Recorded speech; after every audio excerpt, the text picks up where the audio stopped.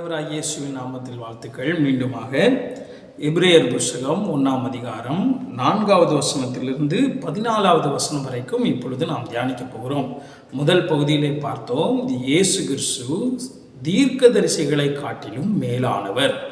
இரண்டாவது பகுதியிலே நாம் என்ன பார்க்க போகிறோம் என்றால், நம்முடைய இயேசு கிறிஸ்து தேவ தூதர்களை காட்டிலும் மேலானவர். யூதர்கள் நினைத்தார்கள், யூத மார்க்கத்திலே தேவ தூதர்கள் இருக்கிறார்கள், அவர்கள் எங்களுக்கு அவ்வப்போது உதவி செய்வார்கள் என்று சொல்லி நினைத்தார்கள். ஏனென்றால் ஆபிரகாம் அதை விசுவாசித்து தன்னுடைய வேலைக்காரனிடத்திலே சொல்லுகிறார், தேவதூதன் உனக்கு முன்பாக போவார் என்று சொல்லி. இஸ்ரவேலர்களுக்குள்ளே இந்த நம்பிக்கை அதிகமாக இருந்தது. உண்மைதான், தேவதூதர்கள் இருக்கிறார்கள், உண்மைதான். ஆனால் நீங்களும் நானும் ஆராதிக்கிற இயேசு எப்படிப்பட்டவராம்?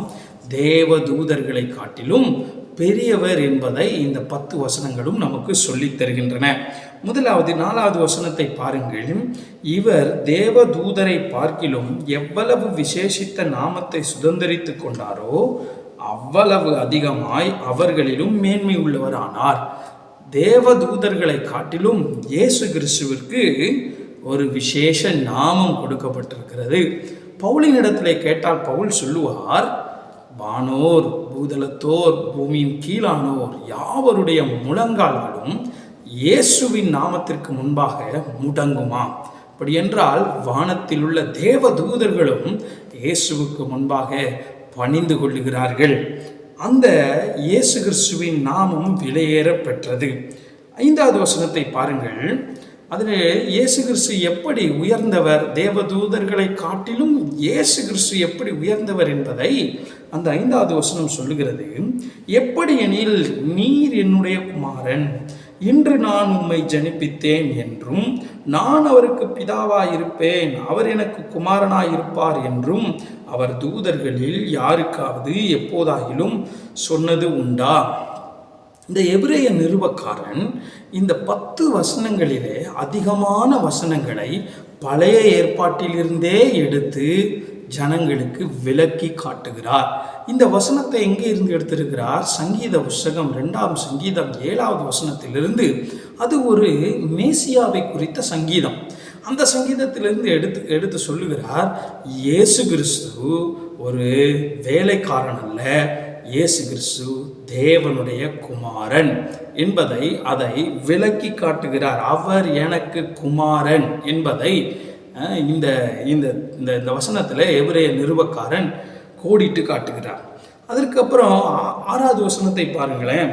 இயேசு கிறிஸ்து தேவகுமாரன், ஆனால் தேவதூதர்கள் தேவகுமாரன் அல்ல, தேவகுமாரர்கள் அல்ல என்பதை புரிந்து கொள்ள வேண்டும்.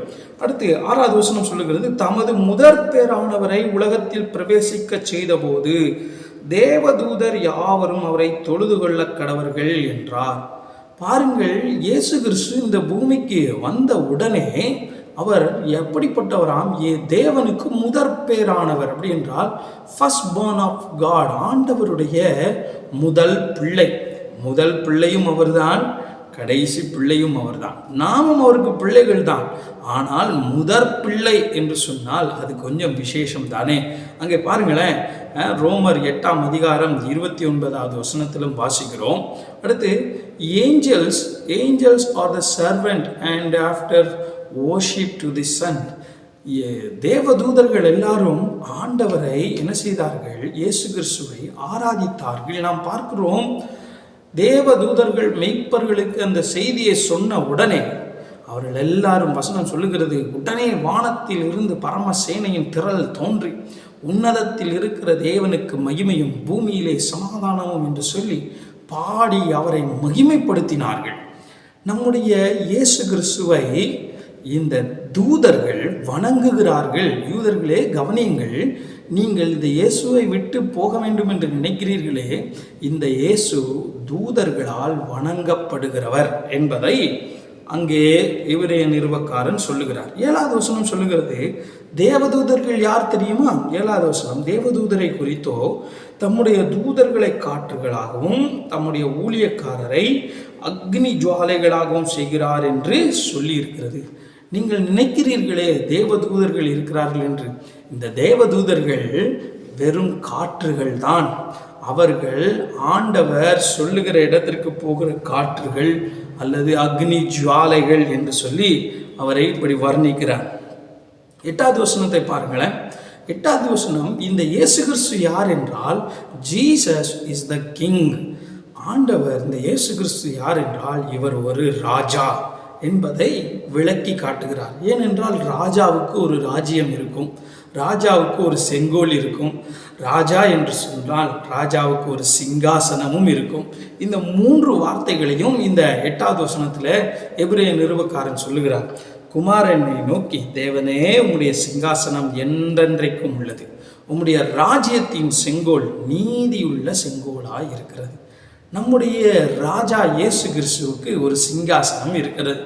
இந்த முழு உலகமும் அவருக்கு சிங்காசனம் தான். வானம் எனது சிங்காசனம், பூமி எனது பாதப்படி என்று சொன்னவர்.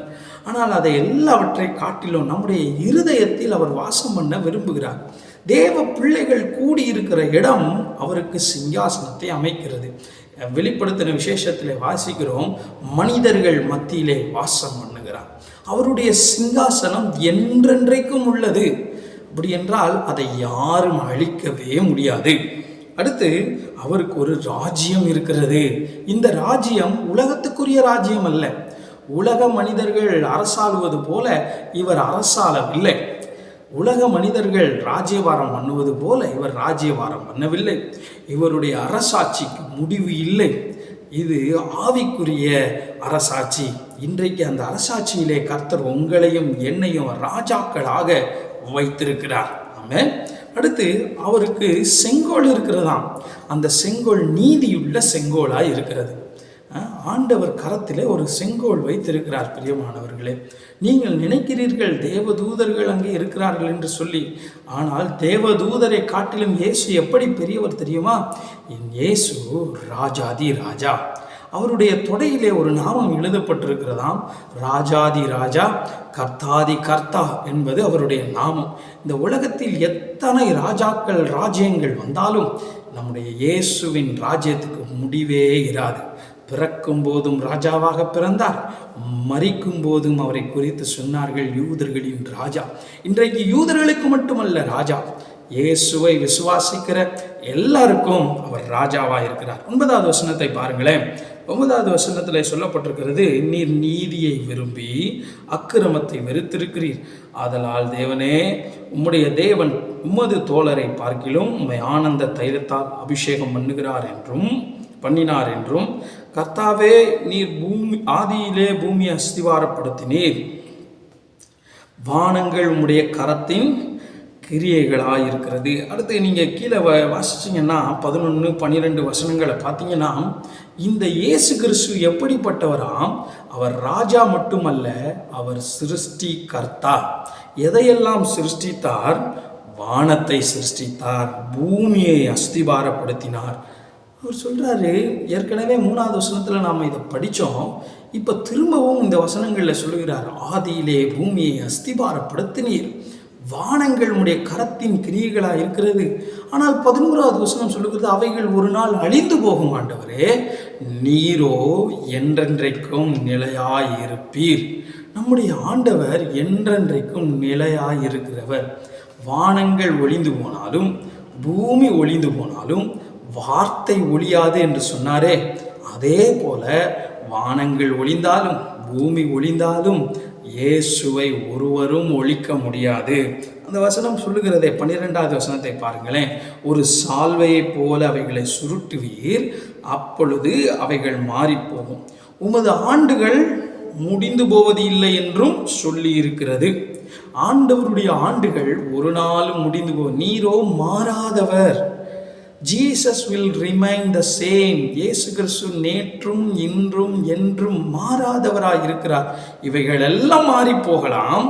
நாம் பார்க்கிற கிராமங்கள் பட்டணமாக மாறலாம், அல்லது இந்த பூமியே ஒரு மாறி போகலாம். இயேசு மாறாதவர். ஆனால் தேவதூதர்கள் அப்படி அல்ல. அவர்கள் மாறுவதற்கு வாய்ப்புகள் ஏராளமாக இருந்தது பழைய ஏற்பாட்டில். அதற்கப்புறம் பாருங்களேன், 13வது வசனம் சொல்லுகிறது, நான் உம்முடைய சத்துருக்களை உமது பாதபடியாக்கி போடும் வரைக்கும் நீர் என்னுடைய வலது பாரிசத்தில் உட்காரும் என்று தூதர்களில் யாருக்காவது எப்போதாகிலும் அவர் சொன்னது உண்டா? அப்படி என்றால் தேவ தூதர்கள் பிதாவின் வலது வாரிசத்தில் உட்கார அனுமதி கிடையாது. இயேசு கிறிஸ்துவுக்கோ தேவனுடைய வலது வாரிசத்தில் உட்கார வாய்ப்பு கிடைத்திருக்கிறது. அந்த வாய்ப்பை நமக்கும் ஆண்டவர் கொடுக்கிறார். எபேசியர் நிருபத்திலே பவுல் சொல்லும்போது சொல்லுகிறார், நம்மை அவரோடு கூட எழுப்பி உன்னதங்களிலே கிறிஸ்துவோடு கூட உட்கார பண்ணி இருக்கிறார். அப்படி என்றால் நாமும் இயேசு கிறிஸ்துவோடு கூட தேவனுடைய வலது வாரிசத்தில் உட்காரும் ஸ்லாக்கியம் இயேசு கிறிஸ்து மூலமாய் நமக்கு கிடைத்திருக்கிறது. ஆனால் தேவதூதர்களுக்கோ கிடைக்கவில்லை. நீங்கள் தேவதூதர்கள் அங்கே இருக்கிறார்கள் என்று போய்விடாதிருங்கள்.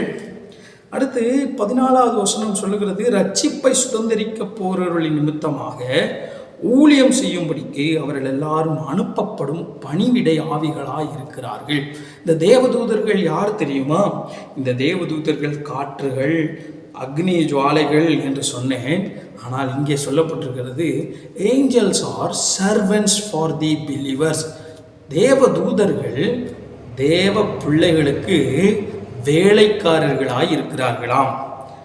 இன்னும் ஒரு முறை சொல்லுகிறேன், பணிவிடை ஆவிகளாய் இருக்கிறார்கள். தேவதூதர்கள் எல்லாம் நமக்கு பணிவிடை செய்கிறார்கள். சங்கீதம் 91 சங்கீதம் அதைத்தான் சொல்லுகிறது, நம்மை அவர்கள் கரங்களில் ஏந்தி கொண்டு போவார்கள். சிங்கத்தின் மேலும் விரியன் பாம்பின் மேலும் நீ நடந்து பால சிங்கத்தையும் வலு சர்ப்பத்தையும் மிதித்து போடுவாய். பாருங்க, தேவ தூதர்கள் நமக்கு பணிவிடை செய்கிறவர்கள். ஆனால் இயேசுவோ அவர் தேவகுமாரன், தேவனுடைய முதற்பேரானவர், அதற்கப்புறம் ராஜா, தேவனால் அபிஷேகம் பண்ணப்பட்டவர், என்றென்றைக்கும் நிலைத்திருக்கிறவர். அவர் தேவனின் வலது வாரிசத்தில் உட்கார்ந்திருக்கிறார். இன்றைக்கும் நமக்காக பரிந்து பேசி கொண்டிருக்கிறார். தேவன் உங்களை இந்த வார்த்தைகளினால் ஆசீர்வதிப்பாராக. ஆண்டவருடைய நாமம் மகிமைப்படட்டும். ஆமென்.